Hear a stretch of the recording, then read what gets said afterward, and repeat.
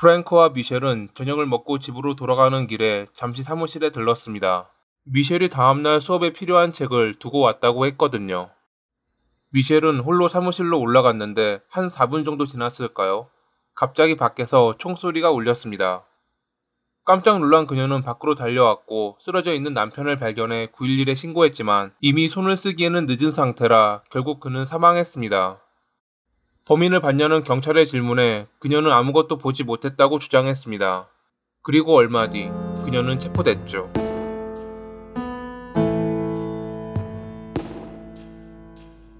1970년 12월에 미국 텍사스에서 태어난 미셸은 공군이었던 아버지의 영향으로 군부대에서 자랐습니다. 고등학교 시절 그녀는 우주 비행사를 꿈꾸는 프랭크를 만나 사랑에 빠졌고 항상 어디를 가든 함께했습니다. 졸업을 한 뒤 1991년에 공군에 입대한 프랭크는 비행기 조종사를 시작으로 자신의 꿈을 위해 열심히 노력했고 덕분에 금방 진급할 수 있었습니다.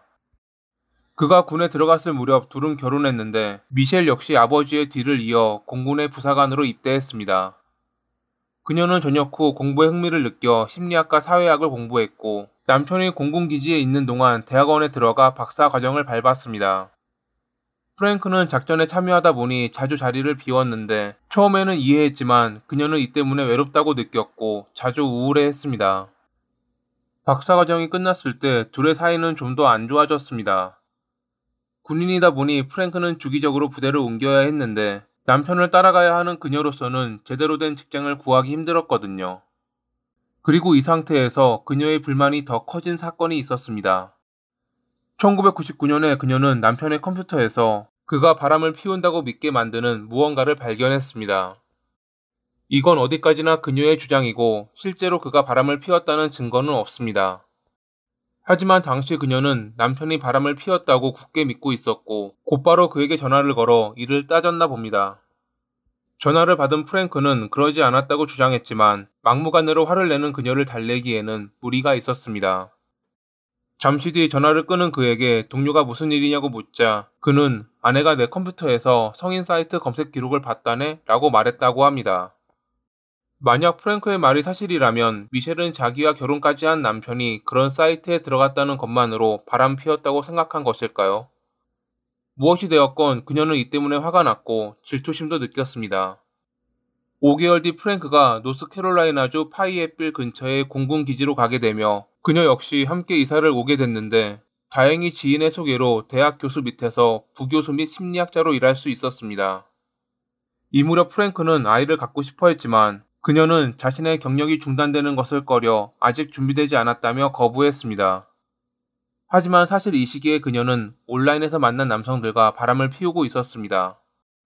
남편은 자주 집에 오지 않고 자기 판단에 바람까지 피웠기에 그에 대한 복수, 자신의 외로움을 달랜다는 명목으로 자기도 바람을 피운 것입니다. 그녀는 온라인에서 커피 한잔하고 다음에 뭘 할지 결정하자라는 문구로 여러 남성들을 만났고 그중 마음에 드는 이들과 관계를 가졌습니다. 훗날 한 심리학자는 그녀가 우울증과 자존감 문제로 남성과의 관계에 집착한 것이라고 진단하기도 했죠. 2000년 6월에 그녀는 남편에게 부부 심리 상담을 하자고 요청했습니다. 당시 그들을 담당했던 상담사는 부부가 상당한 의견이 불일치하는 각자의 삶을 살고 있다며 이는 오랜 갈등에서 비롯된 것이라 판단했습니다. 상담을 다녀온 뒤 미셸은 잠시 떨어져 생각해보자며 따로 아파트를 구해 집을 나갔습니다. 하지만 이건 그녀의 핑계일 뿐 사실 그녀는 이 무렵 존이라는 불륜남과 관계를 갖고 있었습니다. 둘이 함께 있는 시간을 늘리고자 심리상담을 핑계로 집을 나왔던 것이었죠. 큰 키에 잘생긴 군인이었던 존은 온라인에서 그녀를 만났고 여느 남자들과 마찬가지로 그녀가 유부녀인 것을 알고도 관계를 가졌습니다. 당시 그는 두 아이가 있었고 이혼한 아내와 함께 살고 있었다고 합니다.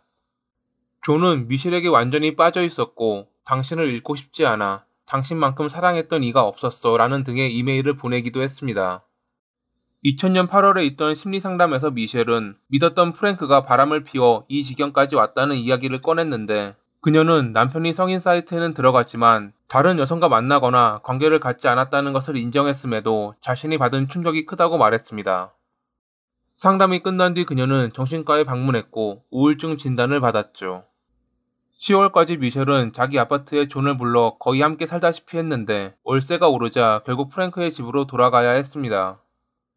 자신이 다른 남자와 관계를 갖고 우울증에 걸린 것이 모두 프랭크의 탓이라 생각한 그녀는 이때부터 그와 이혼 준비를 했습니다. 그가 연말에 타는 보너스를 받은 뒤 이혼해야 재산 분할 때 이득이라 판단한 그녀는 그들의 자산과 부채, 분할 액수를 계산해 적어두었죠. 그리고 다른 지역에 취직할 준비를 하며 이력서에는 자신을 미혼으로 표시하기도 했습니다. 원래 그녀는 이혼한 뒤 존과 함께하려 했지만 그가 아이를 갖고 싶어 한다는 걸 알자 그녀는 이 남자 역시 자신의 앞날을 방해하려는 사람이라고 판단하며 헤어지자고 했는데 그러고 싶지 않았던 그는 절대 당신을 떠나지 않고 어떠한 요구도 하지 않겠다는 이메일을 보냈고 이에 감동한 미셸은 다시 그를 만났습니다. 이제 프랭크가 보너스를 받을 연말이 다가오고 있었고 그것만 받으면 그녀는 이혼한 뒤 존과 함께 살아가면 되었습니다. 하지만 막바지에 그녀는 더 욕심을 부렸고 결국 나쁜 사람의 길을 선택했죠. 2000년 12월에 존과 만나기로 했던 미셸이 아무 연락 없이 약속 장소에 나타나지 않았던 일이 있었는데 다음날 그는 그녀에게 다음과 같은 이메일을 보냈습니다. 나는 2주 전에 생명보험에 가입했어.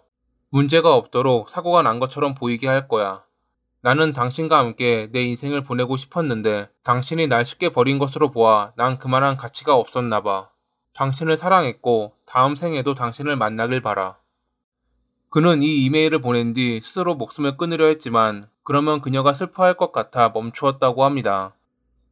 12월 16일 미셸은 존에게 전화해 남편 프랭크가 자기를 억지로 덮쳐 나가지 못했다며 그가 사라져야 자기가 자유로워진다고 말했습니다. 그리고 오랜 시간 동안 둘은 비밀스런 이야기를 나눴습니다. 12월 17일 그녀는 상사의 요청으로 프랭크와 함께 부부 동반 저녁을 먹었는데 식사가 끝나고 집에 돌아오는 길에 그녀는 남편에게 내일 쓸 자료를 사무실에 두고 왔다며 잠시 들르자고 말했습니다. 그녀가 사무실로 올라간 사이 프랭크는 외부에서 대기했는데 잠시 뒤 밖에서 총성이 울렸고 그녀가 내려왔을 때 이미 그는 의식이 없는 상태였습니다. 그녀는 좀 먼 거리에 있는 가게까지 달려가 도움을 요청. 잠시 뒤 구급대원이 도착했지만 이미 그는 사망한 뒤였죠. 경찰은 처음부터 미셸을 의심했습니다.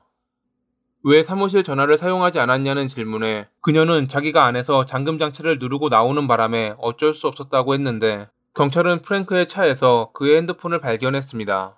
더 가까운 곳에 911에 연락할 수단이 있었던 것입니다. 여기까지는 당황해서 그렇다고 볼 수 있지만 조사를 하는 과정에서 그녀가 존이라는 남성과 바람을 피웠고 프랭크의 이름으로 50만 달러의 생명보험에 가입했던 점은 의심받기에 충분했을 것입니다. 경찰은 그녀가 존을 지켜 프랭크를 살해했다고 여기며 조사를 이어갔고 존은 신문 도중 자기 이름으로 등록된 총이 없다고 주장했지만 그의 친구로부터 총을 빌려주었다는 증언을 확보할 수 있었습니다. 친구가 빌려주었던 총은 범인이 프랭크를 살해할 때 사용한 총의 구경과 일치했죠.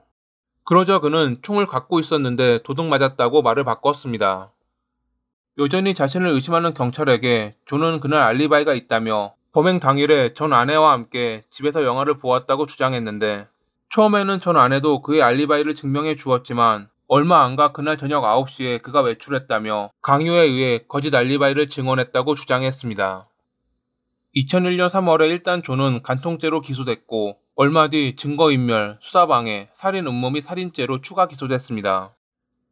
그가 체포되자 미셸은 신용카드를 한 개까지 사용한 뒤 다른 지역으로 도주했습니다.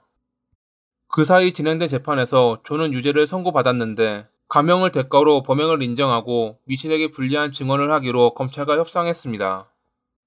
그날 그녀의 사주를 받아 프랭크를 살해했고 도주하면서 총을 분해해 쓰레기통에 버렸다는 것이 그의 자백이었죠. 아쉽게도 그 총은 끝내 회수되지 않았다고 합니다. 검찰은 미셸을 1급 살인 혐의로 기소했고 달아난 그녀를 수배했습니다. 여러 지역을 돌아다니며 금발로 염색하고 약간의 성형도 한 뒤 이름까지 바꾸었던 미셸이었지만 돈이 필요해 새로 사귀었던 남자친구를 통해 가족과 연락하는 과정에서 꼬리가 잡히며 체포됐습니다. 2004년 9월에 시작된 재판에서 그녀는 모든 범행을 부인했지만 배심원단은 5시간의 심의 끝에 유죄를 판결. 같은 해 12월에 재판부는 그녀에게 살인과 살인 음모죄로 가석방 없는 종신형과 13년의 징역을 선고했습니다. 존 역시 가석방 없는 종신형을 선고받았다고 합니다. 여전히 미셸은 자기가 범인이 아니며 당시 도망쳤던 이유는 존으로부터 협박 편지를 받았기 때문이라고 주장합니다. 남편의 바람을 의심했지만 정작 본인이 바람을 피운 뒤 살인까지 지시했던 미셸. 그녀와 같은 나쁜 사람들이 모두 사라지는 날이 오길 바라며 이만 마칩니다. 오늘도 시청해주셔서 감사합니다.